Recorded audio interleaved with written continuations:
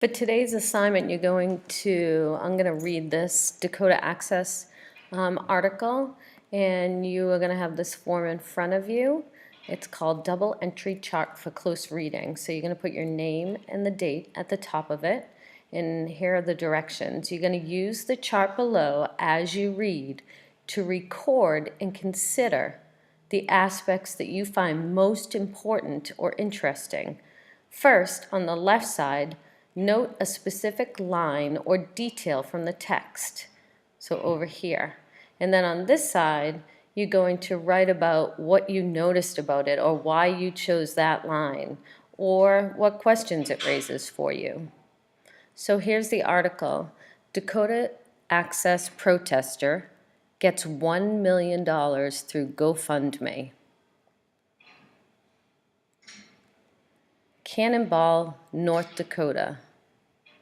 The crowdsourcing goal, that's where you get a group of, you put your cause on a website and people donate money to it. So it says the crowdsourcing goal was a modest $5,000, so they were just looking to raise only $5,000.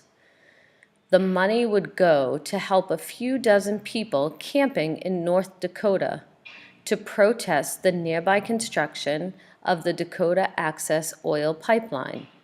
Since then, the fund has exceeded expectations, so it went way above the $5,000 that they were looking for, topping $1 million. The fund is one of several cash streams that have provided at least $3 million to those protesting the nearly 1,200-mile pipeline.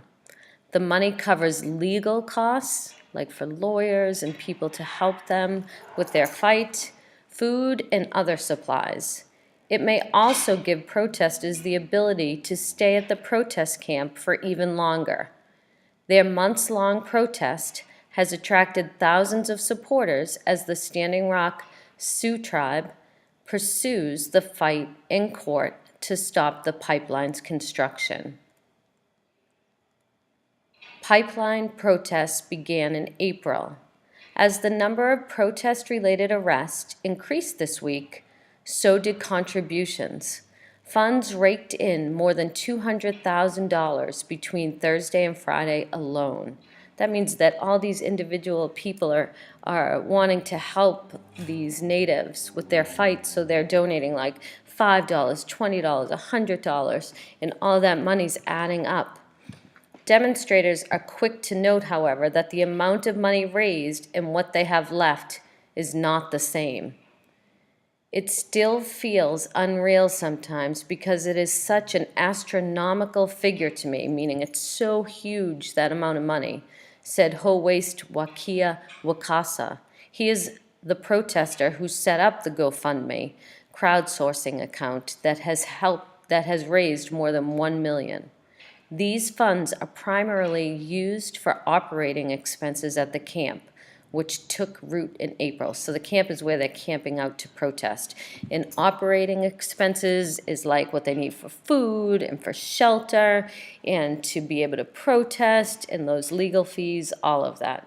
Wakasa said the money goes quickly. Without it, though, he said, they could not have been as productive in the fight. For months now, opponents of the $3.8 billion pipeline, that's how much it's costing to build that pipeline, have been camping at the meeting point of the Missouri and Cannonball rivers. The pipeline is scheduled to move oil from North Dakota through South Dakota and Iowa to a shipping point in Illinois.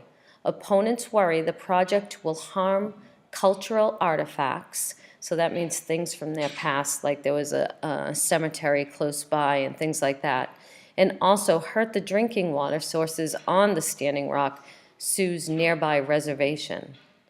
The pipeline will cross the Missouri River, their water source. So this Texas-based company that's building the pipeline, their name is Energy Transfer Partners, insists that the project is safe. The tribe is fighting the pipeline's permitting process in federal court. Its lawyers argue that rules guaranteeing environmental and historical protections were violated when the pipeline's permits were issued.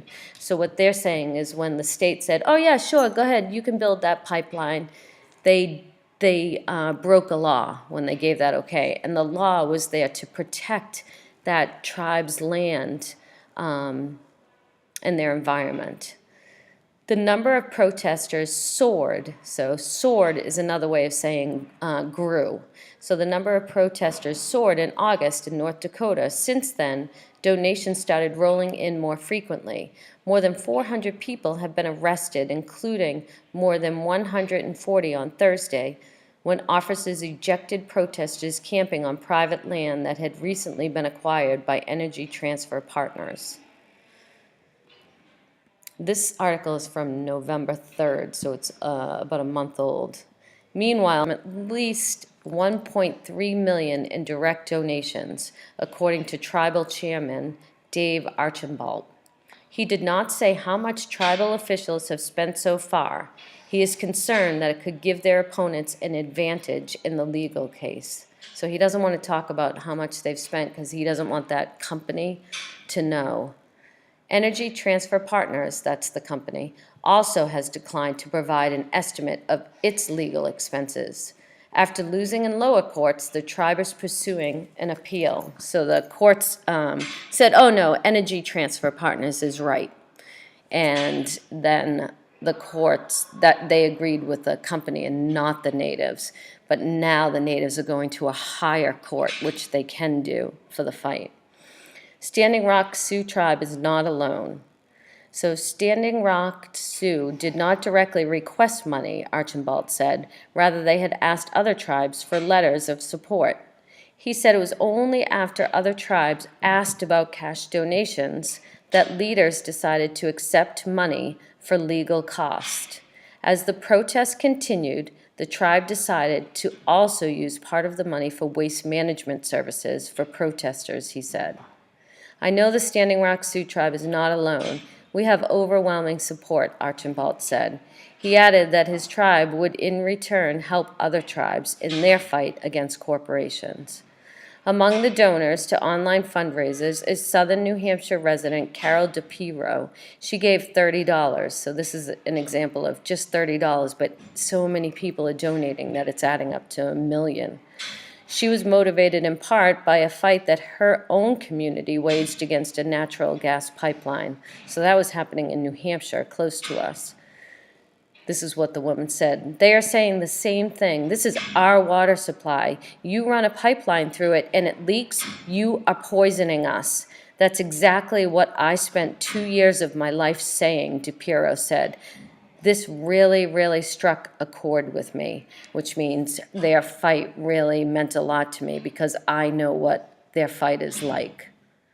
So now go through the text and write down anything notable that you found was important or you had a question about, and